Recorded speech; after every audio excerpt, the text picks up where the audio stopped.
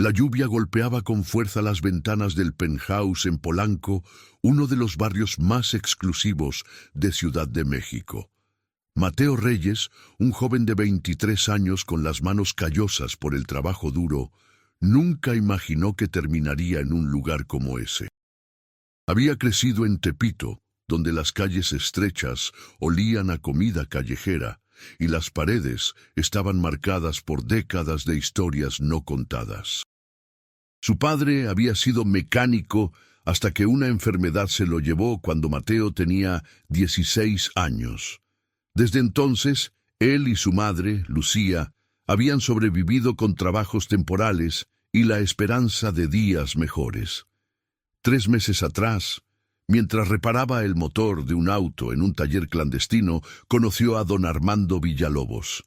El hombre había llegado en una camioneta negra con vidrios polarizados, buscando a alguien que pudiera arreglar el mecanismo de un reloj suizo antiguo. Mateo, quien había aprendido relojería de su abuelo en las tardes lentas de su infancia, aceptó el reto. Cuando devolvió el reloj funcionando perfectamente, don Armando lo miró con una mezcla de sorpresa y respeto. Esa noche le ofreció un trabajo como su asistente personal. Mateo sabía quién era don Armando. Todos en la ciudad lo sabían. Era el hombre que controlaba el comercio clandestino en medio México, desde los puertos de Veracruz hasta las fronteras del norte. Pero Mateo también sabía que rechazar la oferta significaba seguir viviendo al límite, viendo cómo su madre se desvanecía trabajando dobles turnos en una fábrica textil. Aceptó, consciente de que estaba cruzando una línea invisible, pero definitiva. Si estás disfrutando esta historia, suscríbete al canal y déjanos en los comentarios desde dónde nos estás viendo. Ahora continuemos. Ahora parado en medio del penthouse, con vista panorámica a la ciudad iluminada por millones de luces, Mateo observaba a don Armando caminar hacia una pared de madera oscura. El hombre era imponente, de 50 y tantos años, con el cabello gris perfectamente peinado hacia atrás, y un traje que probablemente costaba más que todo lo que Mateo había ganado en su vida. Sus ojos eran pequeños pero intensos, capaces de leer a las personas como si fueran libros abiertos. «Mateo, ven aquí», dijo don Armando con su voz grave y tranquila. «Quiero mostrarte algo que muy pocos han visto». Mateo se acercó, sintiendo cómo sus zapatos se hundían en la alfombra persa. Don Armando presionó un panel discreto en la pared, y ésta se deslizó hacia un lado, revelando una habitación que Mateo no sabía que existía. Las luces LED se encendieron automáticamente, iluminando una colección que dejó a Mateo sin aliento. Relojes, cientos de ellos. Estaban dispuestos en vitrinas de cristal blindado, cada uno con su propia iluminación individual. Había Rolex, Patek Philippe, Audemars Piguet y marcas que Mateo solo había visto en revistas especializadas. Algunos eran modernos, con diseños minimalistas y tecnología de punta. Otros eran antiguos, con cajas de oro desgastadas y mecanismos visibles a través de cristales de zafiro. La habitación olía a madera de cedro y aceite de relojería, un aroma que a Mateo le recordaba las manos arrugadas de su abuelo. «Toda mi vida está aquí», dijo don Armando mientras caminaba entre las vitrinas. «Cada reloj representa un momento importante. Este», señaló un Omega Speedmaster desgastado, «lo compré el día que hice mi primer gran negocio. Tenía 28 años y pensé que había conquistado el mundo». Ese, apuntó hacia un Vacheron Constantin con incrustaciones de diamantes, «fue el regalo que me di cuando me convertí en quien soy hoy». Mateo escuchaba en silencio, maravillado no solo por la colección, sino por la vulnerabilidad que don Armando mostraba. Era la primera vez que veía al hombre detrás de la reputación, al ser humano detrás del mito. «Quiero que revises cada uno», continuó don Armando. «Algunos necesitan mantenimiento, otros simplemente necesitan ser apreciados. Confío en ti para esto, Mateo. No cualquiera entra aquí. Durante las siguientes 2 horas, Mateo examinó reloj tras reloj. Anotaba en una libreta las piezas que necesitaban aceite, las que requerían ajustes en sus mecanismos, las que estaban en perfecto estado. Don Armando observaba desde un sillón de cuero, bebiendo whisky escocés y respondiendo llamadas ocasionales en voz baja. El ambiente era extrañamente íntimo, como si estuvieran en una burbuja separada del mundo exterior y sus complicaciones. Cuando Mateo llegó a la última vitrina, notó algo peculiar. El mueble parecía más profundo de lo que debería ser según su diseño exterior. Se agachó para inspeccionar mejor y vio un pequeño mecanismo oculto en la parte inferior, casi invisible entre las molduras decorativas. Era similar a los sistemas de doble fondo que su abuelo le había mostrado en cajas antiguas. «Don Armando», llamó Mateo, sintiendo cómo su corazón se aceleraba. «Creo que hay algo aquí». El hombre se levantó de inmediato, su expresión cambiando de relajada a alerta en un segundo. Se acercó con pasos medidos y observó lo que Mateo señalaba. Por un momento, su rostro mostró sorpresa genuina, algo que Mateo nunca había visto antes. «No puede ser», murmuró don Armando. «Olvidé que esto estaba aquí». Con movimientos precisos, presionó el mecanismo. Un compartimento secreto se deslizó hacia afuera, revelando una caja de metal del tamaño de un libro. Estaba cubierta de polvo, obviamente sin ser tocada por años. Don Armando la tomó con manos que temblaban ligeramente, algo que también era inusual en él. La colocó sobre una mesa auxiliar y la abrió lentamente. Dentro había documentos. Muchos documentos. Pero también había algo más. Fotografías, una memoria USB y una carta escrita a mano con tinta azul. Don Armando tomó la carta y comenzó a leerla. Mientras lo hacía, su expresión pasó por múltiples emociones. Nostalgia, tristeza y finalmente algo que parecía resolución. «Esto», dijo don Armando con voz ronca, «es de mi hermano menor, Rafael». Mateo no sabía que don Armando tenía un hermano. En los 3 meses trabajando para él, nunca había escuchado mencionar familia cercana, aparte de referencias vagas a su esposa fallecida. «Rafael y yo éramos inseparables», continuó don Armando, todavía mirando la carta. «Crecimos en Guadalajara, en una casa pequeña cerca del mercado. Nuestros padres vendían zapatos. Éramos pobres pero felices, o al menos yo creía que lo éramos.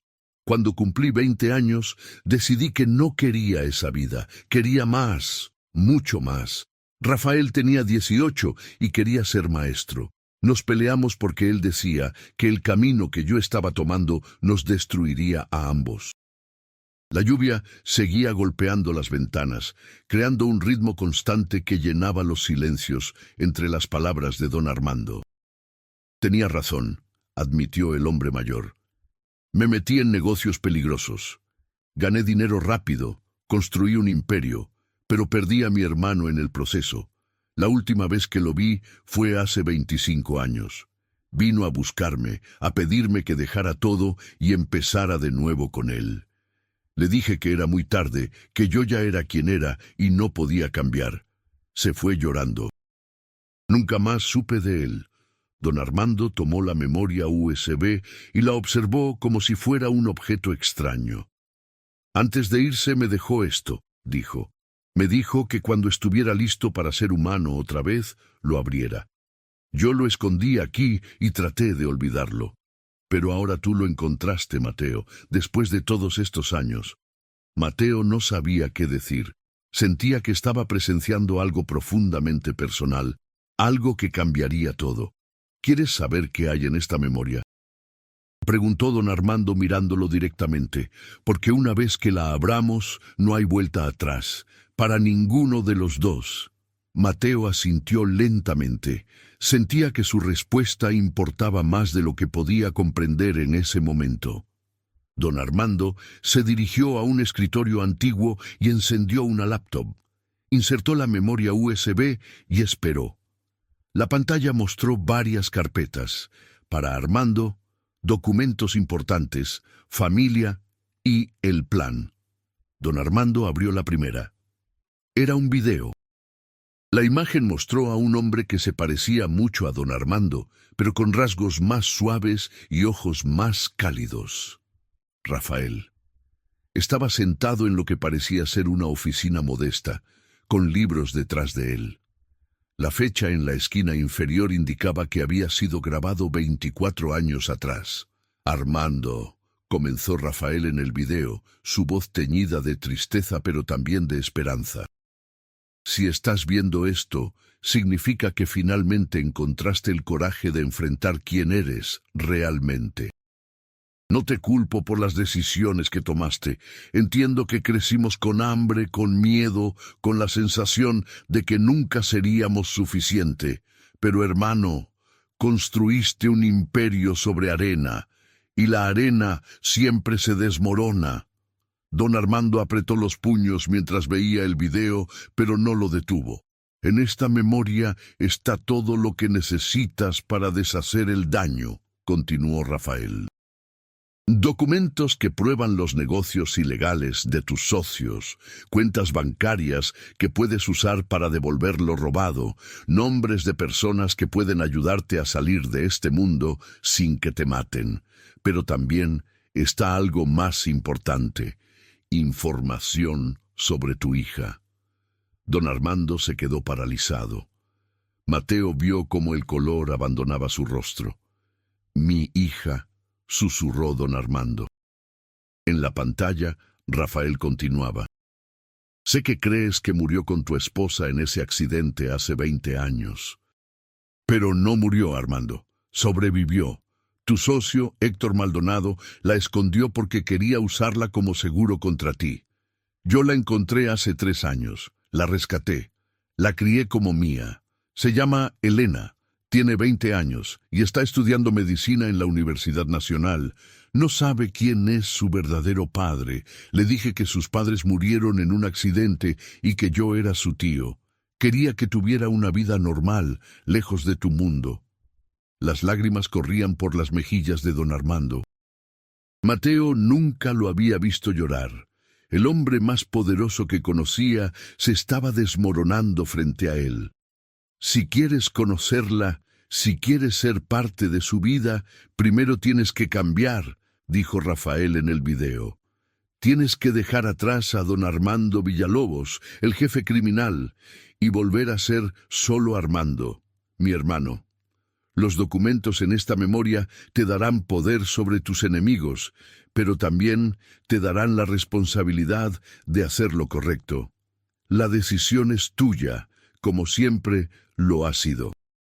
El video terminó. Don Armando cerró la laptop y se quedó inmóvil durante varios minutos. Mateo no se atrevía a moverse o hablar. Finalmente, don Armando se giró hacia él. «¡Mateo!», dijo con voz quebrada. «Necesito que seas honesto conmigo. Si estuvieras en mi lugar, ¿qué harías?». Mateo pensó en su propia madre, en cómo había trabajado hasta el agotamiento para darle una vida mejor. Pensó en su padre muerto, en su abuelo que le enseñó que las cosas valiosas requieren paciencia y cuidado. Pensó en todas las decisiones que lo habían llevado a ese momento. «Yo conocería a mi hija», respondió Mateo finalmente, «sin importar el costo». Don Armando asintió lentamente, como si esas palabras confirmaran algo que ya sabía. En las semanas siguientes, todo cambió. Don Armando comenzó a usar la información de la memoria USB para desmantelar su propia organización desde adentro. Expuso a sus socios más corruptos a las autoridades usando documentos que probaban sus crímenes. Transfirió fondos a organizaciones benéficas y a familias que habían sido dañadas por sus negocios. Cada movimiento era calculado y peligroso. Mateo se convirtió en su brazo derecho en este proceso, ayudándolo a coordinar encuentros secretos y a mantener la información segura. El mayor desafío fue Héctor Maldonado, el hombre que había ocultado la existencia de Elena. Héctor era el segundo al mando y tenía sus propias ambiciones de tomar el control completo. Cuando se enteró de que don Armando estaba destruyendo la organización, decidió actuar. Una noche, mientras Mateo y don Armando revisaban más documentos en el penthouse, recibieron una llamada. Era uno de los contactos leales que les quedaban. «Héctor sabe de la chica», dijo la voz urgente al teléfono. «Tiene hombres vigilándola en la universidad. Va a usarla para obligarte a detenerte». Don Armando no dudó. En minutos, él y Mateo estaban en camino hacia Ciudad Universitaria. La noche era fría y el tráfico pesado, pero don Armando conducía con una determinación que Mateo nunca había visto. Cuando llegaron al campus, ya había 2 camionetas negras estacionadas cerca del edificio de medicina. «Quédate en el auto», ordenó don Armando, pero Mateo negó con la cabeza. «Usted me sacó de Tepito», dijo Mateo. «No voy a dejar que enfrente esto solo». Juntos se acercaron al edificio. Dentro encontraron a Elena en la biblioteca, estudiando con audífonos puestos, completamente ajena al peligro. Era hermosa, con el mismo cabello oscuro de don Armando y los ojos expresivos que Mateo había visto en las fotos de su esposa fallecida. 2 hombres de Héctor ya estaban en el edificio, moviéndose hacia ella. Don Armando actuó rápido. Se acercó a Elena, le quitó los audífonos suavemente y le dijo con urgencia: «Soy amigo de tu tío Rafael. Hay hombres peligrosos aquí. Tienes que venir conmigo ahora».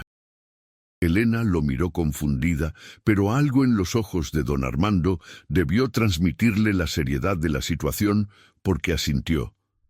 Los 3 salieron por una puerta lateral justo cuando los hombres de Héctor llegaban a la biblioteca. Mateo guió a Elena hacia el auto, mientras don Armando se quedaba atrás para confrontar a los perseguidores. «¿Quién es usted?», preguntó Elena una vez en el auto, su voz temblando. «¿Dónde está mi tío Rafael?». Mateo no sabía qué decir. Miró por el espejo retrovisor y vio a don Armando hablando con los hombres de Héctor. Parecía intenso, pero no violento. Finalmente, después de varios minutos tensos, don Armando regresó al auto. «Vámonos», dijo simplemente. Condujeron en silencio hasta un departamento seguro que don Armando mantenía en la colonia Roma. Una vez adentro, Elena exigió respuestas. Don Armando se sentó frente a ella, sus manos temblorosas por primera vez desde que Mateo lo conocía. «Tu tío Rafael», comenzó don Armando, «era mi hermano. Murió hace 2 años de cáncer. Antes de morir, me dejó información sobre ti. Elena, hay algo que necesitas saber sobre quién eres realmente». Durante la siguiente hora, don Armando le contó todo. Le habló sobre su madre, sobre el accidente que supuestamente las había matado a ambas, sobre Héctor Maldonado y cómo Rafael la había salvado. Le habló sobre su propia vida, sobre el imperio criminal que había construido y cómo ahora estaba tratando de deshacerlo. Finalmente, le dijo la verdad que había estado evitando. «Elena», dijo con voz quebrada, «yo soy tu padre». El silencio que siguió fue abrumador. Elena lo miraba con una mezcla de shock, incredulidad y algo que podría haber sido ira. Se levantó bruscamente y caminó hacia la ventana, dándoles la espalda. «No», dijo finalmente, «esto no puede ser verdad. Mi padre era un buen hombre. Mi tío Rafael me dijo que era bueno». «Tu tío Rafael tenía razón», respondió don Armando. «Tu verdadero padre era bueno, una vez, pero se perdió en el camino. Ahora está tratando de encontrar el camino de regreso, aunque sea demasiado tarde». Elena se dio vuelta, las lágrimas corriendo por su rostro. «¿Por qué ahora? ¿Por qué después de 20 años decides que quieres ser mi padre?» «Porque no sabía que estabas viva», dijo don Armando, también llorando ahora. «Si lo hubiera sabido, Todo habría sido diferente, todo. Mateo observaba la escena sintiéndose como un intruso en un momento profundamente privado, pero también entendía que su presencia era necesaria. Era testigo de algo importante, una transformación que iba más allá de documentos y organizaciones criminales. Elena se derrumbó en el sofá, sollozando. Don Armando se acercó lentamente y se arrodilló frente a ella. No la tocó, respetando su espacio, pero su presencia era una oferta de consuelo que ella era libre de aceptar o rechazar. «No te pido que me perdones», dijo don Armando. «No te pido que me llames padre o que formes parte de mi vida.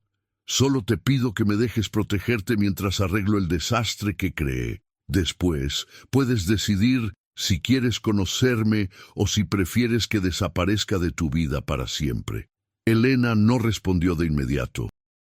Finalmente, después de varios minutos, preguntó: «¿Cómo era mi madre?». Don Armando sonrió por primera vez en días. «Era la persona más valiente que conocí.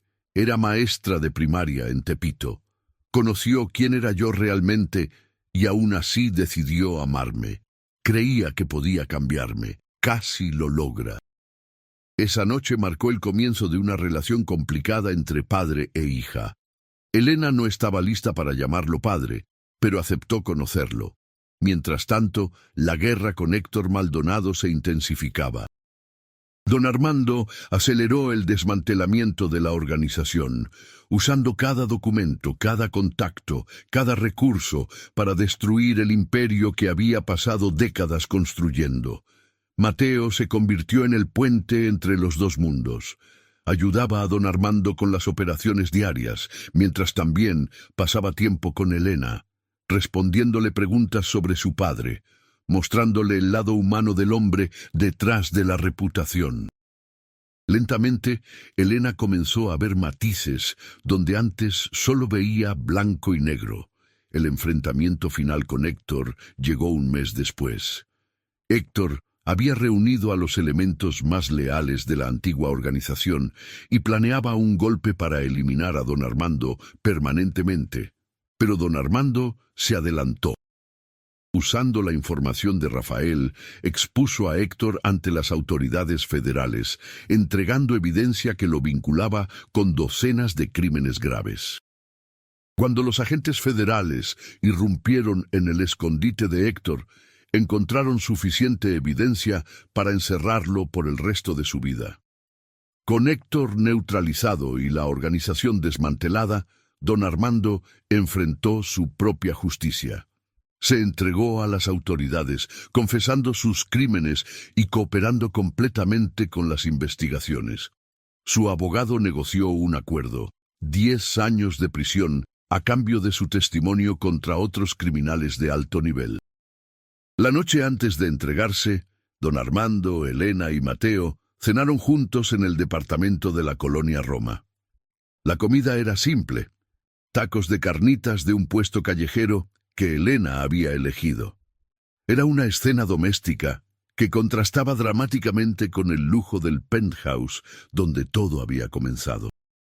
«Elena», dijo don Armando mientras comían, «sé que estos meses han sido imposibles para ti. Has aprendido verdades sobre tu familia que nunca deberías haber tenido que conocer. Pero quiero que sepas algo. Lo mejor que hice en mi vida fue encontrarte, incluso si fue 20 años tarde». Elena puso su taco en el plato y miró a su padre por un largo momento. Finalmente, por primera vez, le tomó la mano. «Yo también», dijo suavemente. «Yo también, papá». Esa palabra, papá, hizo que don Armando se quebrara completamente. Lloró como un niño, liberando décadas de dolor y arrepentimiento. Elena lo abrazó y Mateo, sintiéndose honrado de ser testigo de ese momento, supo que todo había valido la pena. Don Armando cumplió su sentencia. Durante esos 10 años, Elena lo visitó religiosamente cada semana. Terminó la escuela de medicina y se especializó en oncología, inspirada por el tío que la había criado. Mateo, por su parte, usó el dinero que don Armando le había dado para abrir un taller de relojería en su antiguo barrio de Tepito. Allí enseñaba a jóvenes el oficio que su abuelo le había transmitido, ofreciéndoles una alternativa a las calles.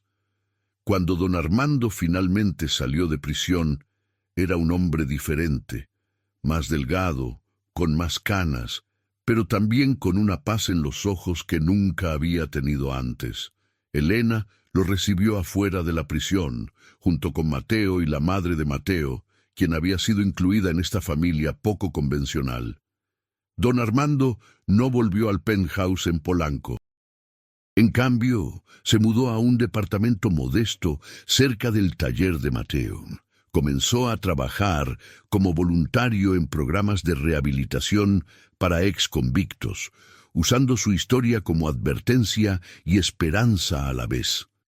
Los relojes de su famosa colección habían sido vendidos durante su encarcelamiento, con los fondos donados a organizaciones que apoyaban a víctimas del crimen organizado. Solo conservó uno, el Omega Speedmaster desgastado que había comprado cuando tenía 28 años y creía haber conquistado el mundo. Era el único real, le explicó a Mateo un día mientras tomaban café en el taller. Los demás eran símbolos de un éxito vacío. Este me recuerda quién era antes de perderme. Elena se casó 3 años después de la liberación de su padre. La boda fue pequeña, íntima, en un jardín de Coyoacán. Don Armando caminó con ella hacia el altar, un honor que nunca pensó que merecería. Cuando la entregó al novio, un cardiólogo que trabajaba en el mismo hospital que ella, susurró: «Gracias por darme una segunda oportunidad». Mateo se convirtió en el padrino de la boda. Su taller había crecido y ahora empleaba a 15 jóvenes de Tepito, todos aprendiendo un oficio honesto.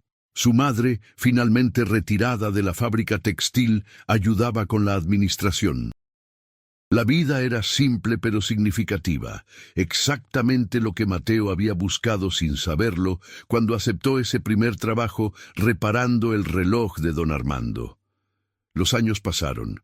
Don Armando envejeció graciosamente, convirtiéndose en un abuelo devoto cuando Elena tuvo su primer hijo. Pasaba sus días entre el taller de Mateo, donde había aprendido el oficio de la relojería, y el hospital donde Elena trabajaba, llevando flores a los pacientes que no tenían visitas. Era una existencia tranquila, construida sobre la redención y el amor que casi pierde por completo.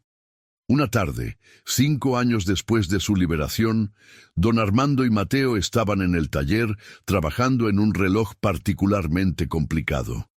Era un encargo de un cliente que quería restaurar el reloj de su abuelo fallecido. Mientras trabajaban en silencio compartido, don Armando de repente habló. «Mateo, ¿recuerdas esa noche en el penthouse, cuando encontraste el compartimento secreto?» Mateo asintió, sus manos todavía trabajando en el delicado mecanismo del reloj. «Esa noche salvaste mi vida», continuó don Armando, «no solo porque encontraste la información sobre Elena, sino porque me diste una razón para cambiar. Si hubieras sido otro tipo de persona, alguien que solo quería dinero o poder, nunca me habrías preguntado qué haría con lo que encontramos.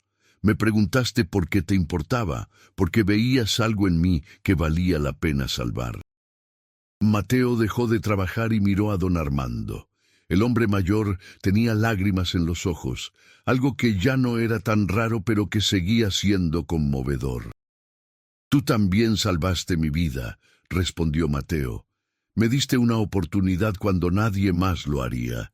Me mostraste que el pasado no define el futuro, que siempre hay tiempo para elegir un camino diferente».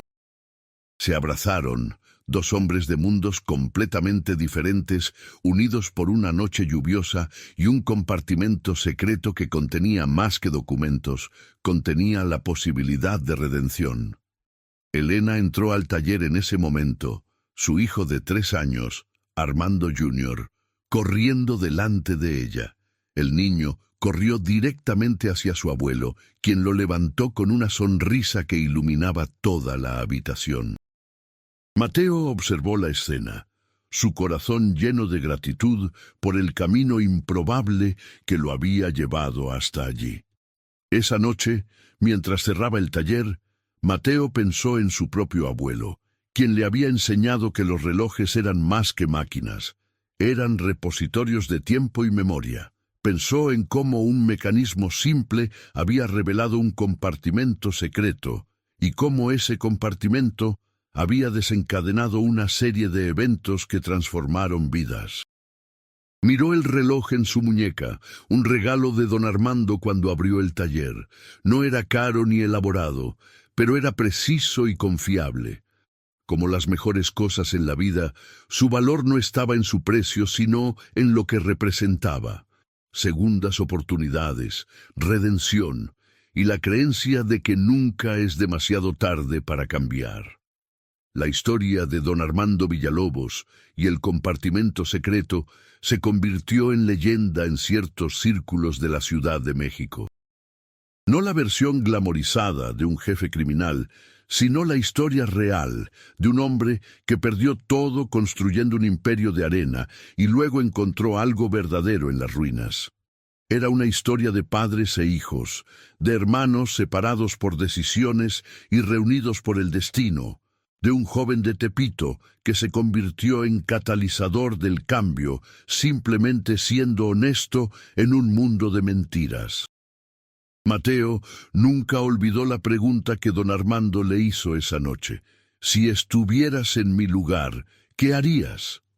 Esa pregunta lo acompañó durante toda su vida, guiando sus decisiones, recordándole que cada momento presenta una elección entre el camino fácil y el camino correcto. Y cuando sus propios aprendices le preguntaban por qué dedicaba tanto tiempo enseñándoles un oficio casi obsoleto en la era digital, Mateo sonreía y compartía la lección más importante que había aprendido, que el verdadero valor no está en lo que acumulas, sino en lo que construyes, no en el poder que ejerces, sino en las vidas que tocas, no en el tiempo que tienes, sino en cómo eliges usarlo. Años después, cuando don Armando Villalobos falleció tranquilo en su sueño a los 73 años, rodeado de su familia, dejó un legado muy diferente del que había imaginado en sus días de poder. No dejó un imperio criminal ni riquezas incalculables.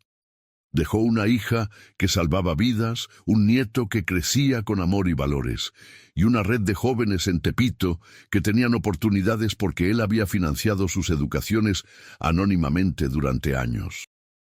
En su funeral, Mateo habló sobre el hombre que conoció, no el mito. Habló sobre segundas oportunidades y compartimentos secretos, sobre cómo un momento puede cambiar el curso de una vida entera. Habló sobre la valentía que se requiere no para construir un imperio, sino para destruir uno en nombre de algo más importante. Elena, ahora directora del Departamento de Oncología de su hospital, agregó sus propias palabras. Habló sobre el padre que encontró cuando ya había perdido la esperanza, sobre el abuelo que su hijo adoraba, sobre el hombre imperfecto que eligió ser mejor cada día hasta su último día.